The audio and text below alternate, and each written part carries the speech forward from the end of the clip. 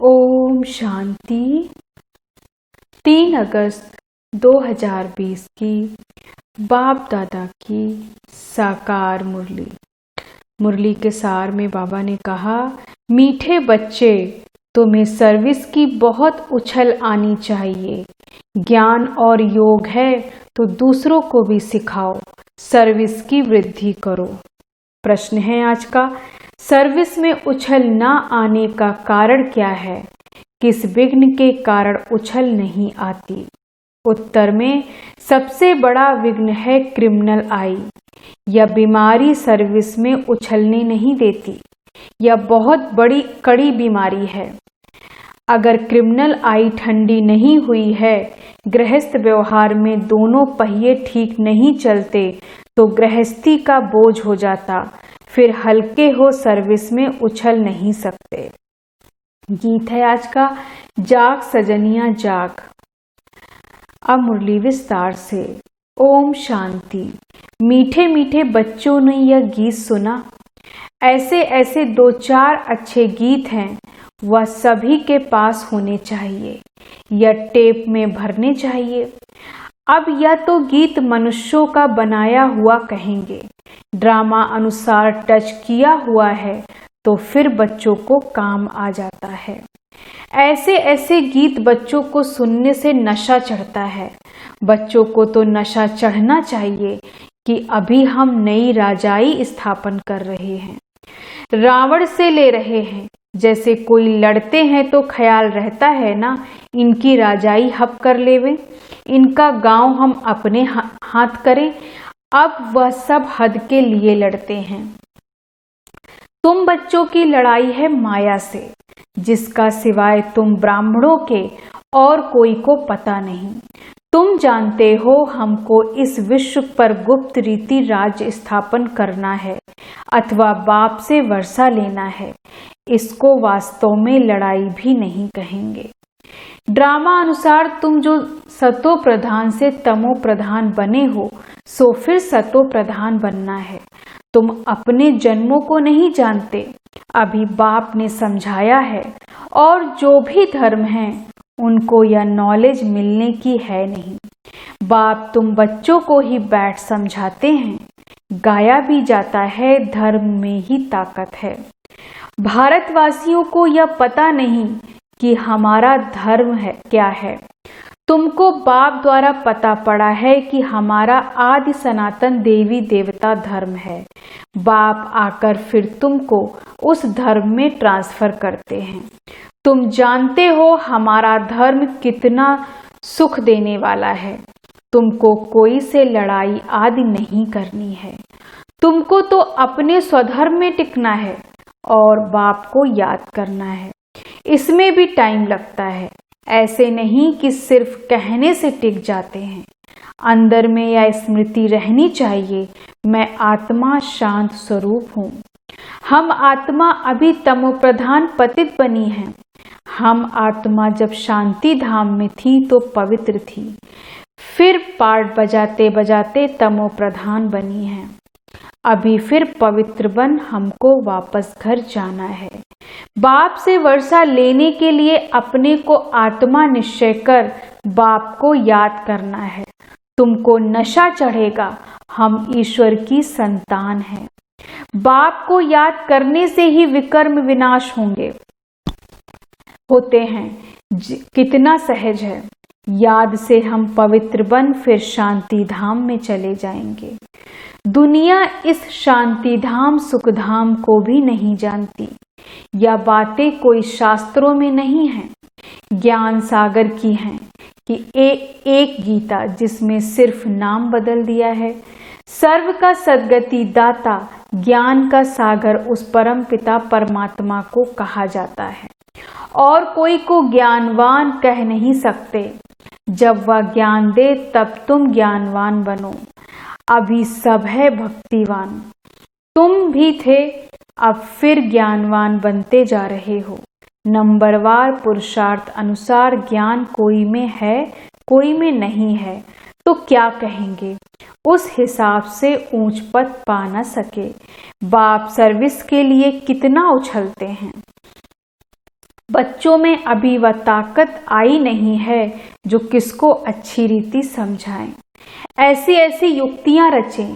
भल बच्चे मेहनत कर कॉन्फ्रेंस आदि कर रहे हैं, गोपों में कुछ ताकत है, उनको ख्याल रहता है कि संगठन हो जिसमें युक्तियां निकालें। सर्विस वृद्धि को कैसे पाए, माथा मार रहे हैं। नाम भल शक्ति सेना है, परंतु पढ़ी लिखी नहीं है। कोई फिर अनपढ़ भी पढ़े लिखे को अच्छा पढ़ाती हैं। बाबा ने समझाया है, क्रिमिनल आई बड़ा नुकसान करती है। यह बीमारी बड़ी कड़ी है, इसलिए उछलते नहीं हैं। तो बाबा पूछते हैं, तुम युगल दोनों पहिए ठीक चल रहे हो? उस तरफ कितनी बड़ी बड़ी सेनाएं हैं, स्त्रियों का भी झुंड है, पढ़े लिखे हैं, उन्हों को मदद भी मिलती है। तुम तो हो गुप्त, कोई भी नहीं जानते कि अब ब्रह्मा कुमार कुमारियां क्या करते हैं। तुम्हारे में भी नंबरवार हैं। गृहस्थ व्यवहार का बोझा सिर पर रहने से झुके हुए हैं। ब्रह्मा कुमार कुमारी कहलाते हैं, परंतु वह क्रिमिनल आई ठंडी नहीं होती। दोनों पहिए एक जैसे हों बड़ा मुश्किल है। बाबा बच्चों को सर्विस उठाने के लिए समझाते रहते हैं। कोई धनवान है तो कोई भी उछलते नहीं। धन के भूखे हैं, बच्चा नहीं होगा तो भी गोद में लेते हैं। उछल नहीं आती, बाबा हम बैठे हैं, हम बड़ा मकान लेकर देते हैं। बाबा की नज़र दिल्ली पर विशेष है, क्योंकि दिल्ली है कैपिटल हेड ऑफिस। बाबा कहते हैं, दिल्ली में विशेष सेवा का घेराव डालो। कोई को समझाने के लिए अंदर घुसना चाहिए। गाया भी हुआ है कि पांडवों को कौरव से 3 पैर पृथ्वी के भी नहीं मिलते थे। यह कौरव अक्षर तो गीता का है। भगवान ने आकर राजयोग सिखाया, उसका नाम गीता रखा। परंतु गीता के भगवान को भूल गए हैं, इसलिए बाबा घड़ी घड़ी कहते रहते, मुख्य इस पॉइंट को ही उठाना है। आगे बाबा कहते थे, बनारस के विद्युत मंडली वालों को समझाओ। बाबा युक्तियां तो बतलाते रहते हैं, फिर अच्छी रीति कोशिश करनी है। बार बार समझाते रहते हैं। नंबर 1 दिल्ली में युक्ति रचो, संगठन में ही यह विचार करो मूल बात की बड़ा मेला आदि दिल्ली में कैसे करें। वो लोग तो दिल्ली में बहुत ही भूख हड़ताल आदि करते हैं, तुम तो ऐसा कोई काम नहीं करते हो। लड़ना झगड़ना कुछ नहीं, तुम तो सिर्फ सोए हुए को जगाते हो। दिल्ली वालों को ही मेहनत करनी है। तुम तो जानते हो हम ब्रह्मांड के भी मालिक फिर कल्प पहले मुआफिक सृष्टि के मालिक बनेंगे। यह पक्का है, जरूर विश्व का मालिक बनना ही है। अभी तुमको 3 पैर पृथ्वी के भी कैपिटल में ही चाहिए, जो वहां ज्ञान के गोले छोड़ें। नशा चाहिए ना, बड़ों का आवाज चाहिए ना। इस समय भारत सारा गरीब है, गरीबों की सेवा करने के लिए ही बाप आते हैं। दिल्ली में तो बहुत अच्छी सर्विस होनी चाहिए। बाबा इशारा देते रहते हैं। दिल्ली वाले समझते हैं बाबा हमारा अटेंशन खिंचवाते हैं। आपस में छीरखंड होना चाहिए। अपना पांडवों का किला तो बनाएं, दिल्ली में ही बनाना पड़ेगा। इसमें दिमाग बड़ा अच्छा चाहिए, बहुत कुछ कर सकते हो। वो लोग गाते तो बहुत हैं, भारत हमारा देश है, हम ऐसे करेंगे, परंतु खुद में कुछ भी दम नहीं, सिवाय फॉरेन की मदद से उठ नहीं सकते। तुमको तो बहुत मदद मिल रही है बेहद के बाप से, इतनी मदद कोई दे ना सके। अब जल्दी किला बनाना है। तुम बच्चों को बाप विश्व की बादशाही देते हैं तो हौसला बहुत चाहिए। झरमुही झगमुही में बहुतों की बुद्धि अटकी रहती है। बंधनों की आफत है माताओं पर, मेल्स पर कोई बंधन नहीं। माताओं को अबला कहा जाता है, पुरुष बलवान होते हैं। पुरुष शादी करते हैं तो उनको बल दिया जाता है, तुम ही गुरु ईश्वर सब कुछ हो। स्त्री तो जैसे पूंछ है, पिछाड़ी में लटकने वाली तो सचमुच पूंछ होकर ही लटक पड़ती है। पति के मोह में, बच्चों के मोह में पुरुषों को इतना मोह नहीं रहता है। उनकी तो एक जूती गई तो दूसरी तीसरी ले लेते हैं। आदत पड़ गई है। बाबा तो समझाते रहते हैं, यह अखबार में डालो, बच्चों को बाप का शो करना है, यह समझाना तुम्हारा काम है। बाबा के साथ तो दादा भी है, तो यह जा नहीं सकते। कहेंगे शिव बाबा यह बताओ, यह हमारे ऊपर आफतें आई हैं, इसमें आप राय दो। ऐसी ऐसी बातें पूछते हैं। बाप तो आए हैं पतितों को पावन बनाने। बाप कहते हैं तुम बच्चों को सब नॉलेज मिलती है, कोशिश कर आपस में मिलकर राय करो। तुम बच्चों को अभी विहंग मार्ग की सेवा का तमाशा दिखाना है। चीटी मार्ग की सर्विस तो चलती आ रही है, लेकिन ऐसा तमाशा दिखाओ जो बहुतों का कल्याण हो जाए। बाबा ने यह कल्प पहले भी समझाया था, अब भी समझाते हैं। बहुतों की बुद्धि कहाँ न कहाँ फंसी हुई है। उमंग नहीं, झट दे अभिमान आ जाता है। दे अभिमान में ही सत्यानाश की है। अब बाप सत्या ऊंच करने की कितनी सहज बात बताते हैं। बाप को याद करो तो शक्ति आए, नहीं तो शक्ति आती नहीं। भल सेंटर संभालते हैं परंतु नशा नहीं, क्योंकि दे अभिमान है। देही अभिमानी बने तो नशा चढ़े। हम किस बाप के बच्चे हैं? बाप कहते हैं जितना तुम देही अभिमानी होगे उतना बल आएगा।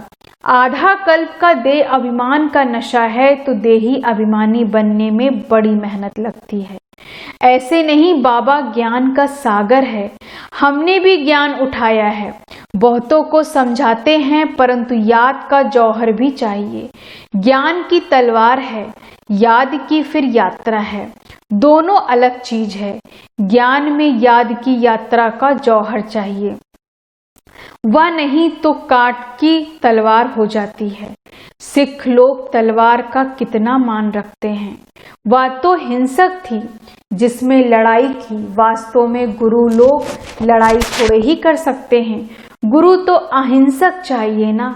लड़ाई से थोड़े ही सद्गति होती है। तुम्हारी है योग की बात। याद के बल बगैर ज्ञान तलवार काम नहीं करेगी। क्रिमिनल आई बड़ा नुकसान करने वाली है। आत्मा कानों से सुनती है। बाप कहते हैं तुम याद में मस्त रहो तो सर्विस बढ़ती जाएगी। कभी कभी कहते हैं बाबा संबंधी सुनते नहीं हैं। बाबा कहते हैं याद की यात्रा में कच्चे हो, इसलिए ज्ञान तलवार काम नहीं करती। याद की मेहनत करो, यह है गुप्त मेहनत। मुरली चलाना तो प्रत्यक्ष है, याद ही गुप्त मेहनत है जिससे शक्ति मिलती है। ज्ञान से शक्ति नहीं मिलती। तुम पतित से पावन याद के बल से बनते हो। कमाई का ही पुरुषार्थ करना है। बच्चों को याद जब एकरस रहती है, अवस्था अच्छी है तो बहुत खुशी रहती है। और जब याद ठीक नहीं, किसी बात में गुटखा खाते हैं तो खुशी गायब हो जाती है। क्या स्टूडेंट को टीचर याद नहीं पड़ता होगा? यहाँ तो घर में रहते सब कुछ करते टीचर को याद करना है। इस टीचर से तो बहुत बहुत ऊंच पद मिलता है। गृहस्थ व्यवहार में भी रहना है। टीचर की याद रहे तो बाप और गुरु याद जरूर आएंगे। कितने प्रकार से समझाते रहते हैं, परंतु घर में फिर धन दौलत बाल बच्चे आदि देख भूल जाते हैं। समझाते तो बहुत हैं, तुमको रूहानी सर्विस करनी है। बाप की याद ही है ऊंचते ऊंच सेवा। मनसा वाचा कर्मणा बुद्धि में बाप की याद रहे। मुख में है ज्ञान की बातें सुनाओ। किसको दुख नहीं देना है, कोई अकर्तव्य नहीं करना है। पहली बात अल्फ ना समझने से और कुछ भी समझेंगे नहीं। पहले अल्फ पक्का कराओ, तब तक आगे बढ़ना नहीं चाहिए। शिव बाबा राजयोग सिखलाकर विश्व का मालिक बनाते हैं। इस छीछी दुनिया में माया का शो बहुत है, कितना फैशन हो गया है। छीछी दुनिया से नफरत आनी चाहिए। एक बाप को याद करने से तुम्हारे विकर्म विनाश होंगे, पवित्र बन जाएंगे। टाइम वेस्ट नहीं करो, अच्छी रीति धारण करो। माया दुश्मन बहुतों का अक्ल चट कर देती है। कमांडर गफलत करते हैं तो उनको डिसमिस भी करते हैं। खुद कमांडर को भी लज्जा आती है, फिर रिजाइन कर देते हैं। यहाँ भी ऐसे होता है। अच्छे अच्छे कमांडर्स कभी फा हो जाते हैं। अच्छा, मीठे मीठे सिकी लेते बच्चों प्रति माता पिता बाप दादा का याद प्यार और गुड मॉर्निंग। रूहानी बाप की रूहानी बच्चों को नमस्ते। हम रूहानी बच्चों की रूहानी बाप दादा को गुड मॉर्निंग, नमस्ते नमस्ते नमस्ते। धारणा के लिए मुख्य सार। पहली पॉइंट, याद की गुप्त मेहनत करनी है। याद की मस्ती में रहने से सर्विस स्वतः ही बढ़ती रहेगी। मनसा वाचा कर्मणा याद में रहने का पुरुषार्थ करना है। दूसरी पॉइंट, मुख से ज्ञान की ही बातें सुनानी है, किसको दुख नहीं देना है, कोई भी अकर्तव्य नहीं करना है, देही अभिमानी बनने की मेहनत करनी है। वरदान है आज का, विजयीपन के नशे द्वारा सदा हर्षित रहने वाले सर्व आकर्षणों से मुक्त भव। विजयीपन के नशे द्वारा सदा हर्षित रहने वाले सर्व आकर्षणों से मुक्त भव। विस्तार से, विजयी रत्नों का यादगार बाप के गले का हार आज तक पूजा जाता है।